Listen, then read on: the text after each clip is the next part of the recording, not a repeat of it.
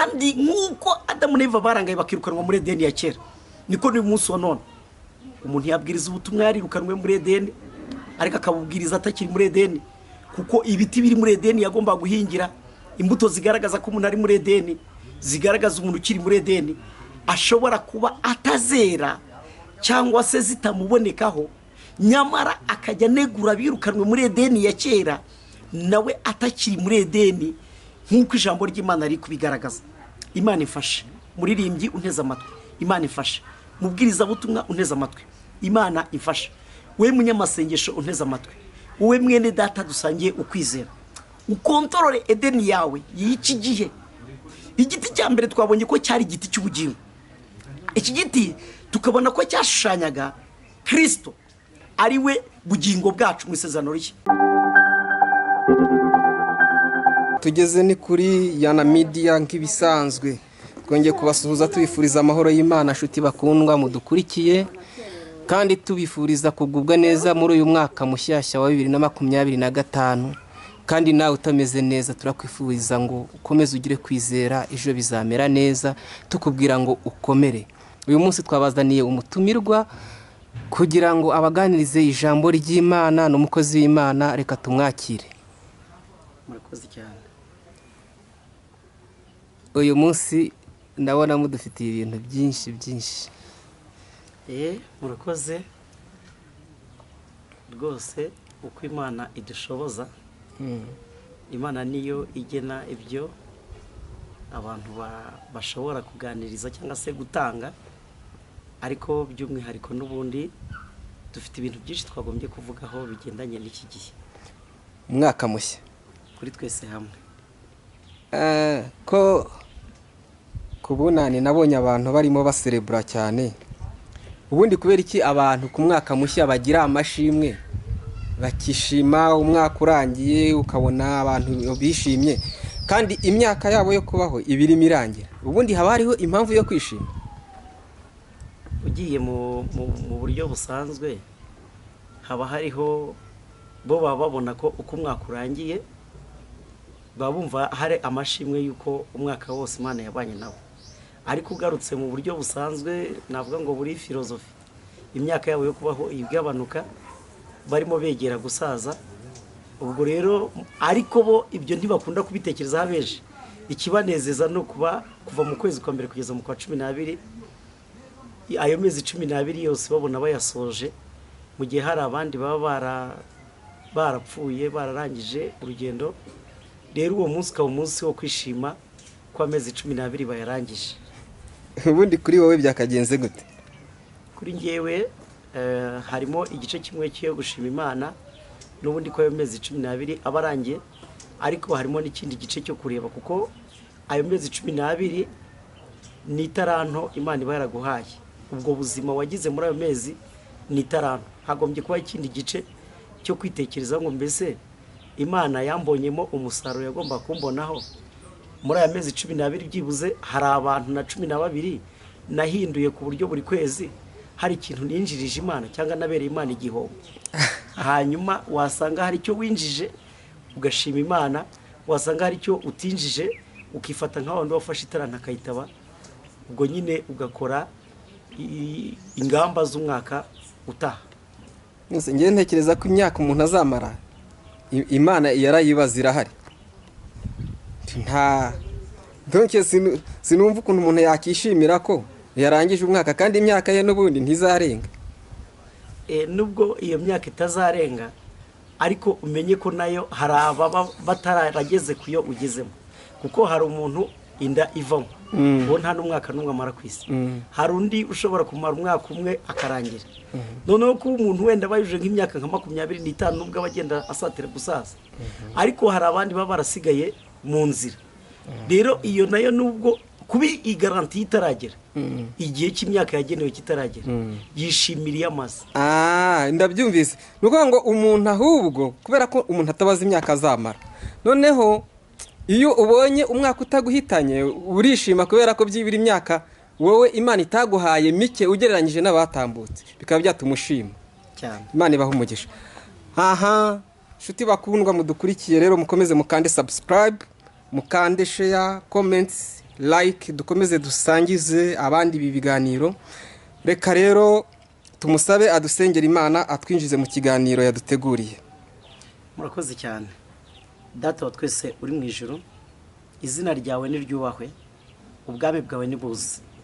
Ibyo ushaka reka bibe mu isi nk'uko biba mu ijuru.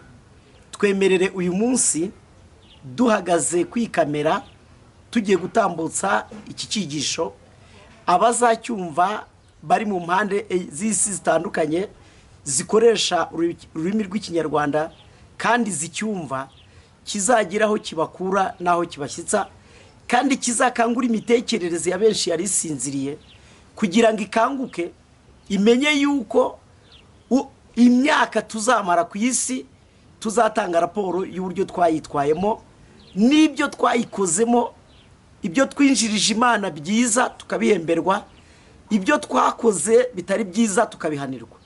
Turasabye rero kugira ngo muri iki kiganiro umwuka wera acinjiremo, kugira ngo abantu benshi bazacyumva kizabakure mu ntege nkeya bajye mu mbaraga, kizabakure mu myumvire iri hasi kibashyire mu myumvire iri hejuru, kizabakangure mu bitotsi bigendanye n'inyigisho zipfuye, kibashyire mu gutekereza kwagutse ndetse no gutegura ejo hazaza h'ubuzima bwabo bazamara ku isi. Urakoze ko wumvishije kandi yuko ukoze ibiri tubyo tugusabye, ni mu izina rya Yesu tubiyambaje tunyingira. Urakoze, amen.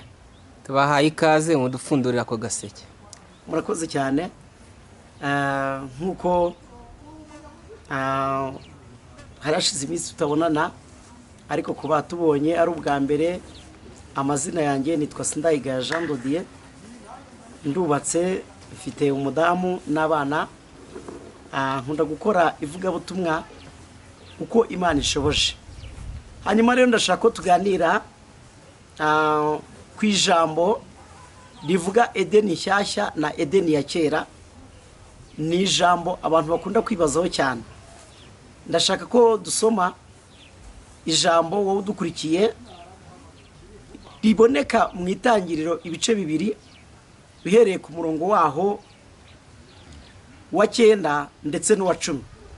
Reka dusabe mushiki wacu adufashe gusoma. Itangiriro ibice bibiri guhera ku murongo wa 9 kugera ku wa 10.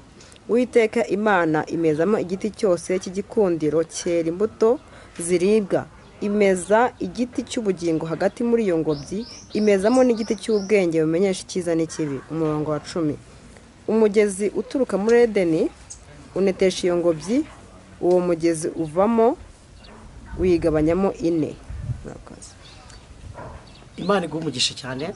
Ndashaka ko amagambo tugiye kuganira tuyashingira ku iki cyanditswe dusomye, kiboneka mu itangiriro ibice bibiri umurongo wa 9 n'uwa 10, ariko cyane ndavuga kuri umurongo wa 9. Ijambo ritubwiye kuri Edeni. Akenshi iyo turimo tuganira n'abantu batandukanye ku iki gitabo cy'itangiriro, kuri ijambo ryitwa Edeni, abantu benshi usanga barimo, iyo umuntu yakoze akavunika wumva avuga ati Adamu yarakosheje, Eva yarakosheje, iyo bataza kugenza gutya na gutya ntago twari guhura n'iyi mibabaro, ntago twari guhura n'izi mvune. Umudamu yatwara inda yajya kubyara ababara kubera ko ari cyo gihano Imana yamuhaye mu bihano yahawe, akavuga ati izi ni ingaruka z'uko Eva yakoze gutya. Ariko uduteze amatwi, ndashaka kugira ngo tugaruke gatoya tuganire kuri urugendo rugana mu ijuru, kubera ko akenshi dufata amateka y'ibyabaye ntituyubakireho amateka y'ibishya. Tukumva ko Adamu Imana yari yamugiriye neza, ikamuremera ingobyi ya Edeni nta ruhara bigizemo, ikamutegeka kuba muri ingobyi, kandi niko byagombaga kugenda, ni nako yabikoze. Hanyuma akarangara, yamara kurangara Satani kazi kamuriganya ya ngobyi nziza irimo ibyo yagombaga kubona byose, ari bimutunga bijyanye n'ibiribwa n'ibinyobwa byose byari byarateguwe mbere yuko Adamu yinjira muri Edeni. Yarangiza akitwara nabi, agasa nkaho ubwe yisenyeye ubumwe bwe n'Imana, akagira ingorane zikomeye zo kwinjira mu mvune n'imiruho we atari yiteze ko bizabaho kubera kuriganywa n'umwanzi. Ariko ndagira ngo tuze kubakira kuri aya mateka, ariko tuyakure mu gihe cya kera tuyazane mu gihe cy'iki gihe. turebe edeni ya kera uko imana yari yarayiteguye, turebe na edeni ya none, edeni nshya ariyo shusho ya Kristo nshaka ko tuza kuganiraho cyane, ariko twifashishije edeni ya kera. Ijambo ritweretse ko muri edeni ya kera habonekaga ibiti bigera muri bitatu. Igiti cya mbere bakise igiti cy'ubugingo, bagaragazamo igiti cy'ubwenge, bagaragazamo igiti nyine kimenyesha icyiza n'ikibi, n'igiti cy'igikundiro. Imana itugire neza. Ariko edeni nshyashya yo mu isezerano rishya, ndagira ngo turebe ko yo ifite ibiti byinshi ndetse bigera kuri 9, kubera ko usanga abakristo turimo kubona ko Adamu na Eva barangaye mu kubera amaso iyi ngobyi ya Edeni, bakariganywa hanyuma bakirukanwamo. Ariko twahagaruka tukibaza ngo mbese kuki tubonye ibiti mu isezerano rya kera tukabibona no mu isezerano rishya, ndetse turira tugera mu byahishuwe tukibonamo iki giti cy'ubugingo kigaruka, cyane ko mu isezerano muri hano mu itangiriro batwereka ko igihe Adamu na Eva bari bamaze kwirukanwa muri Edeni, habayeho uburyo Imana ishyira abakerubi kuri iyi ngobyi kugira ngo bataza kurambura ukuboko bagakora kuri iki giti cy'ubugingo. Imana ifashe wowe udukurikiranye aho uri hirya no hino, iri jambo uryumve kandi urisobanukirwe, wumve ko nawe ushaka kugira ibyo waryigiraho. Imana idufashe. Ibi biti bitatu nibyo nshaka ko tuvugaho cyane, tukabihuza n'ibiti byo mu isezerano rishya muri iki gihe cyacu cya none. Bibiliya itubwiye ko igiti cya mbere cyari igiti cy'ubugingo, ariko iyo tugarutse mu isezerano rishya, iki giti cy'ubugingo tubona yari ishusho ivuga Kristo, kuko iyo turi gusoma Yohana 3:16 hatubwira ko kuko Imana yakunze abari mu isi cyane, byatumye itanga umwana wayo w'ikinege kugira ngo umwizera wese atarimbuka ahubwo ahabwe ubugingo buhoraho. Mu itangiriro muri Edeni tubonye ko igiti cy'ubugingo cyari gihari, Adamu na Eva bariganijwe, hanyuma bakirukanwa muri Edeni, cya giti cy'ubugingo gasa nkaho batandukanijwe nacyo. Ariko tugiye kubona ko mu isezerano rishya twongera guhura na cya giti cy'ubugingo, noneho tugahura nacyo kitari kiri cya giti twabona ko ari igiti gisanzwe, ahubwo duhura na Kristo.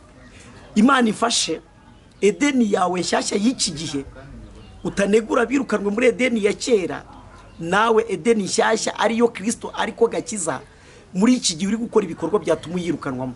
Imana idufashe, Imana itugire neza, Imana iturengere, Imana ikangure imitekerereze yacu kugira ngo iki kintu kigire ibintu kitwigisha, uvuge ngo mbese kwa Adamu na Eva barangaye bakirukanwa muri Edeni, ngewe muri iki gihe Edeni yanjye Kristo mufashe gute? Imana itugire neza. Iyo dusomye ijambo ry'Imana mu rwandiko Paulo yandikiye Abagalatiya ibice 5 umurongo wa 22 ho tubona ibiti. Ntabwo none hari ibiti bitatu, tuhabona ibiti 9. Bibiri igaragaza imbuto z'umwuka, kandi iyo tubonye imbuto nta mbuto zabaho nta giti cyabaye. Mbere yo kugira ngo tubone imbuto tubanza kubona igiti. Noneho ntago ari ibiti bitatu, ahubwo ni ibiti ubwo 9 bigaragaza imbuto 9. Ariko ntago bavuga ko ari ibiti bisanzwe, bavuga ko ari ibiti by'umwuka cyangwa se imbuto z'umwuka. Ko biravuga ngo ariko imbuto z'umwuka ni urukundo n'ibyishimo n'amahoro. Imana ifashe. Umuntu uri muri Edeni nshya agomba kuba afite izi mbuto, agomba kuba afite bino biti bikomoka muri Kristo, afite urukundo, afite ibyishimo, afite amahoro. Umuntu uri muri Kristo agomba kuba afite kugira neza, afite ingeso nziza, afite kwihangana. Umuntu uri muri Kristo agomba kuba afite kugwa neza, afite kwirinda, afite gukiranuka. Paulo akavuga ngo ibimeze gutyo nta mategeko abihana. Imana ifashe cyane urebe ko ukiri muri Edeni, kuko niba uri muri Edeni ibi biti byose uko ari 9, izi mbuto 9 zibonekaho uraba uzera. Aho ukorera, aho ugenda bavuga atari ko kanaka agira urukundo, kanaka arihangana, kanaka afite amahoro. Ibyo ni ibimenyetso byerekana ko uri muri Edeni cyangwa se utakiri muri Edeni. Kanaka agwa neza, kanaka aririnda, kanaka arakirana, kanaka agira ingeso nziza. Imana idufashe. Imbuto z'umwuka, imbuto z'umwuka ntabwo tukiri muri ya Edeni ya kera yayinde Adamu na Eva birukanwemo. Oya, turi muri Edeni nshyashya, kandi nkuko Adamu na Eva barangaye bakirukanwa muri Edeni ya kera, niko ni umunsi wa none umuntu yabwiriza ubutumwa yarirukanwe muri edeni ariko akabubwiriza atakiri muri edeni, kuko ibiti biri muri edeni yagomba guhingira imbuto zigaragaza ko umuntu ari muri edeni, zigaragaza umuntu ukiri muri edeni, ashobora kuba atazera cyangwa se zitamubonekaho, nyamara akajya negura birukanwe muri edeni ya kera nawe atakiri muri edeni, nk'uko ijambo ry'Imana riri kubigaragaza. Imana ifashe muririmbyi unteze amatwi, Imana ifashe mubwiriza butumwa unteze amatwi, Imana ifashe we munyamasengesho unteze amatwi, wowe mwene data dusangiye ukwizera, ukontorore edeni yawe y'iki gihe. Igiti cya mbere twabonye ko cyari igiti cy'ubugingo. Iki giti tukabona ko cyashushanyaga Kristo ari we bugingo bwacu mu isezerano rishya, ari we wongeye kudusubiza ubugingo abantu bari baratakaje muri edeni. Tubonyeme igiti cy'ubwenge kimenyesha icyiza n'ikibi. N'ubundi utarakira Kristo ntushobora kumenya icyiza ngo umenye n'ikibi, kuko muri Kristo nibwo umucyo tuvira, wamara kutuvira tukabasha kumenya icyiza tukamenya n'ikibi. Ariko iyo umucyo utaramurikira umuntu afata icyiza akacyita ikibi, agafata n'ikibi akacyita icyiza. Ariko iyo umucyo umaje kumurikira umuntu nibwo asobanukirwa icyiza agasobanukirwa n'ikibi. Rero iki giti kimenyesha icyiza n'ikibi nacyo yari ishusho ya Kristo, kuko muri Kristo nibwo tuba icyaremwe gishya, niko Pawulo yavuze. Muri Kristo nibwo tuba icyaremwe gishya, muri Kristo nibwo tuvuka ubwa kabiri, niko ijambo ry'Imana tubwira mu butumwa bwiza bwese ko bwanditswe na Yohana igice cya mbere umurongo wa 12. Abamwemeye bose bakizera izina rye yabahaye ubushobozi bwo kuba abana b'Imana. Abo ngabo ahaye ubushobozi bwo kuba abana b'Imana ntibituruka ku mushake bw'umubiri, ntibituruka ku bushake bw'umugabo n'umugore, ahubwo bituruka ku Mana ubwayo. Iyo tumaje kwinjira muri Kristo tukinjira mu Mana, nibwo dusobanukirwa icyaha icyo ari cyo, imiterere y'icyaha, inzira z'icyaha. Noneho tugatangira gusobanukirwa ko kera tukiri mu mwijima tutari twagahumuka ngo tumenye uburyo umuntu uri mu Mana abaho, ubuzima bugenga umuntu uri mu Mana. Imana itugire neza. Aha rero nibwo tubona ko iki giti gishanya iki kimenyesha ubwenge, cy'ubwenge bumenyesha icyiza n'ikibi, nacyo yari ishusho ya Kristo.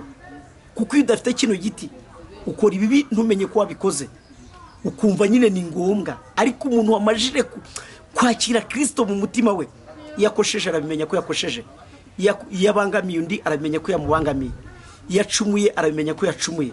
Ntabwo umubiri gusa wabimumenyesha, ahubwo Imana, imbuto y'umwuka iri muri imbuto y'Imana niyimubwira ngo ariko hahandi watanze serivisi mbi, uriya muntu wamugiriye gutya na gutya, witwaye gutya, ntabwo ari we. Ni cya giti kimenyesha icyiza n'ikibi, aricyo Kristo uri muri we.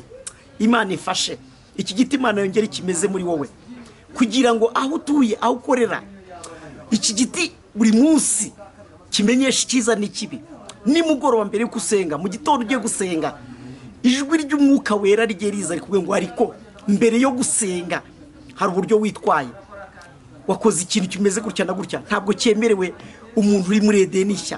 Ntabwo umukristo yagikora, ntabwo umugenzi ujya mu ijuru yagikora, ntabwo umuntu wubaha Imana yagikora, ntabwo umuntu Kristo yabambiwe ku musaraba akamucungura yakora ibintu bisa n'ibi.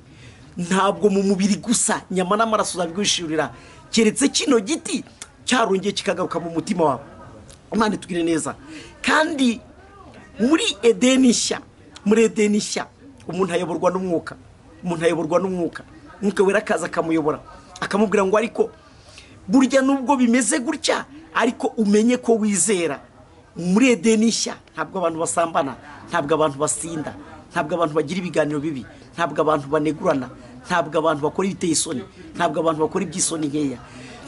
Impamvu batabikora si uko batabikora, ahubwo imbuto z'umwuka, umwuka wera araza akababwira ati ibi bintu ntago byemewe, ibi bintu ntago ari byo, kugira ngo babashe kwikontorora, babashe kwikosora, bamenye uko bitwararika. Imana itugire neza kandi Imana idufashe. Rero twasomye ijambo rivuga ngo Uwiteka Imana imeza igiti cyose cy'igikundiro muri iyo ngobyi, imezamo n'igiti cy'ubugingo, imezamo n'igiti cy'ubwenge bumenyesha icyiza n'ikibi.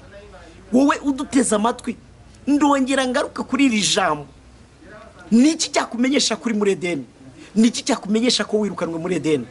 nk'uko abantu babaye muri edeni adamu na eva bagakora ibintu bitandukanye n'amabwiriza yayigengaga bakayirukanwamo. Kandi mumenye ko edeni yari ingobyi cyangwa se katwe ngo yari pariseri, yari ikase n'ubundi mu isi yose yari ihari, ariko mu isi hari harimo ako gace, ubwo butaka buvuga ngo ahangaha ho ni agace Imana ibatujemo, ni igice Imana igutujemo. Ariko isi yari ihari ari ngari, ndetse bakimara gucumura Imana ibagendere mu mafu ya munsi ngo yasanze basohotse muri cya gice, isanga bambaye ubusa, bagiye kwihisha. Iyi nagerageza guhamagara iti Adamu, aravuga ati burya nagiye kwihisha, naje kumenya ko nambaye ubusa. No muri no minsi mwene data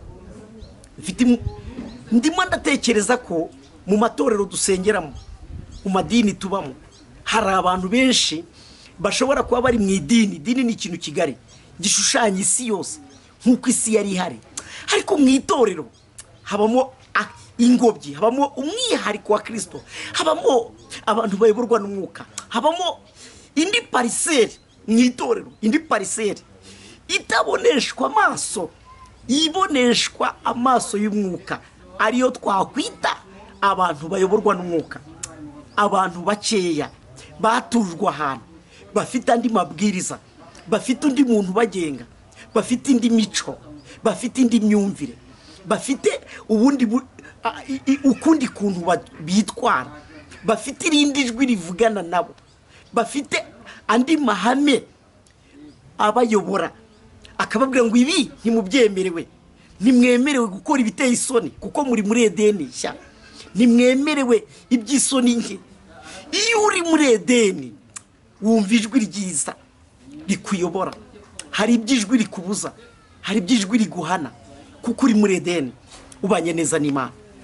Imana ifashe, iyo uri muri edeni nshya y'umwuka, edeni tubona mu isezerano rishya, edeni ishushanya Kristo, uri umukristo ntabwo watukisha Imana, ntabwo wakora ibintu bituma bavuga ngo uwamubona asenga, uwamubona yitwara gutya, uwamubona ameze gutya. Ibyo ngibyo biba ku bantu bashobora kuba barukanwa muri edeni.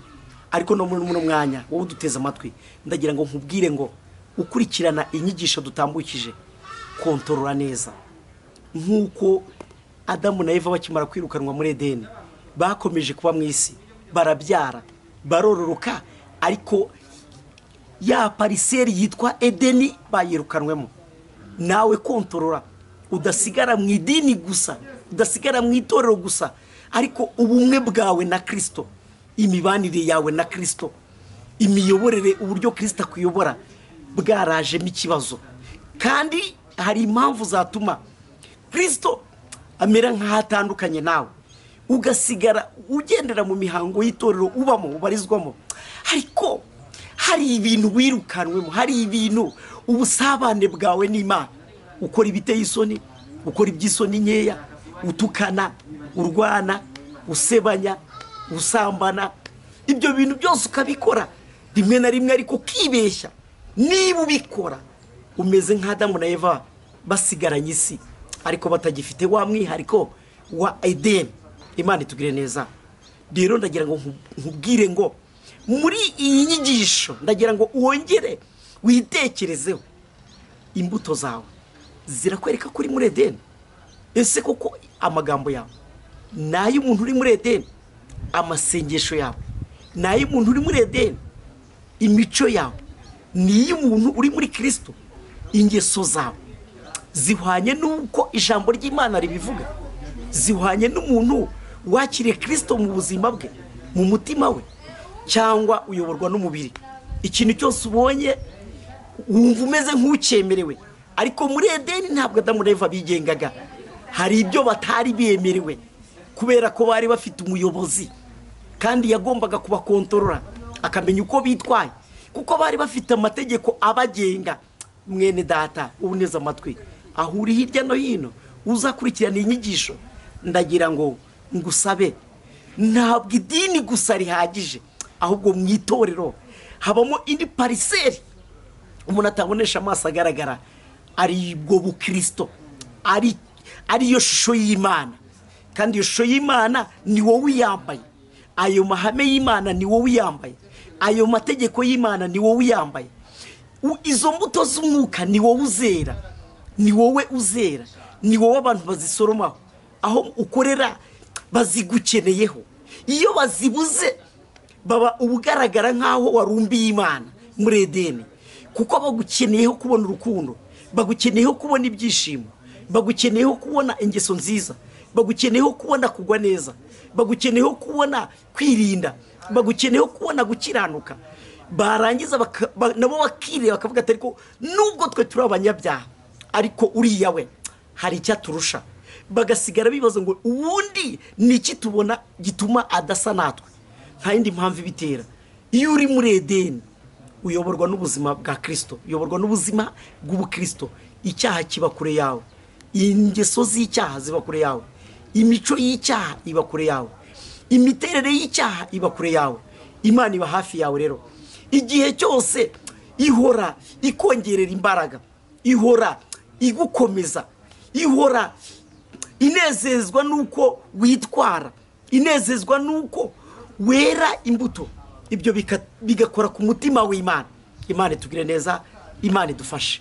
Rero ndagira ngo tudatinze cyane dufate akanya dusenga Imana.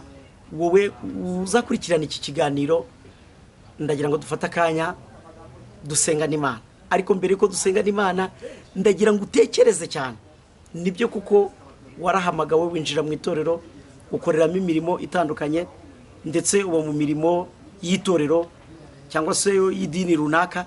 Ariko umenye yuko nk'uko Edeni ya mbere abari bayirimo barangaye, barangiza amasezerano yabagengaga bakiri muri yo agasa nkaho ashyirwaho iherezo, bagasigarana mu isi gusa, ni nako no muri isezerano rishya, Edeni nshya ishushanya ubukristo, ishushanya Kristo, umuntu ajyabaho yarangiza akamera nk'aho amasezerano amugenga mu buryo bw'umwuka, ayicishije gucumura, ayicishije gukora ibiteye isoni, ayicishije gukora iby'isoni nke, ayicishije gukora ibyaha, ayicishije gukora ibyangwa n'Uwiteka, iby'Imana yanga, iby'Imana yamubujije. Yarangiza agasigarana idini ariko ubusabane bwe na Kristo butakiri kumwe nawe. Uwo rero niwe abantu batangira kubona asenga ariko akabivangavanga. Imana idufashe, Imana itugire neza. Ndagira ngo rero nawe utekereze, uvuga uti mbere yo kunegura Adamu na Eva, mbere yo kubona ko babaye indangare, nanjye ngiye kwitekerezaho, ese ngewe ndacyarinda Edeni yanjye? Ngewe imbuto ziracyaboneka, izi 9 nsabwa kwera zikambonekaho, ndazifite neza, abo hanze bazimbonaho? Mbere yuko dusenga, abahanga bavuga ko izi mbuto ziboneka mu bice bigera muri 3. Imbuto za mbere bavuga ko ari imbuto zitunga igiti, zitunga umukristo ku giti cye, urukundo, ibyishimo n'amahoro. Niyo mpamvu muri Mbyushya 71 yaravuze ngo amahoro Yesu aha abantu be ntagira akagero, ntarondoreka, ajya ahumuriza abayafite. Akavuga ngo nutayata, hari igihe umukristo aba yarafite amahoro akagira uburangare akayata, akajya ahantu ashobora gutakara, akivanga n'abantu bashobora kuyamutesha, akivanga n'abantu bashobora kuyangiza.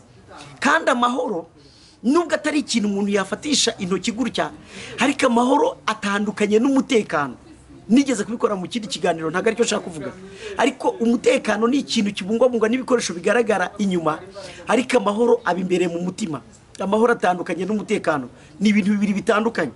Niyo mpamvu umuntu ashaka ko afite umutekano, akaba mu gipangu cyiza gifite n'abarinzi ku marembo, ariko akabura amahoro arimo imbere. Igice cya kabiri bavuga ko ari imbuto 3 zitunga abo hanze: kugira neza, kugwa neza, ingeso nziza. Imbuto 3 ni ukwirinda, kugwa neza, gukiranuka. Ibimeze gutyo nta mategeko abihana. Kadusenga. Mana turagushimiye, tugushimiye kugira neza kwawe, tugushimiye imbabazi zawe. Ni wowe urindi washyize Adamu na Eva muri Edeni, kandi bamaje gucumura ntabwo warekeye aho, wongeye kudukorera Edeni nshyashya yo mu isezerano rishya. Ndagusabye kugira ngo buri muntu wese uri mu itorero runaka, nk'uko abambere barangaye bakangiza amasezerano yo muri Edeni, natwe bari kutugira neza tutangiza amasezerano atubesha kuba muri Kristo. Urakoze kubyumvishije kandi yuko ufashije abazatega amatwi iki kiganiro, mu izina rya Kristo n'umutuamba tunyurakoze. Amen.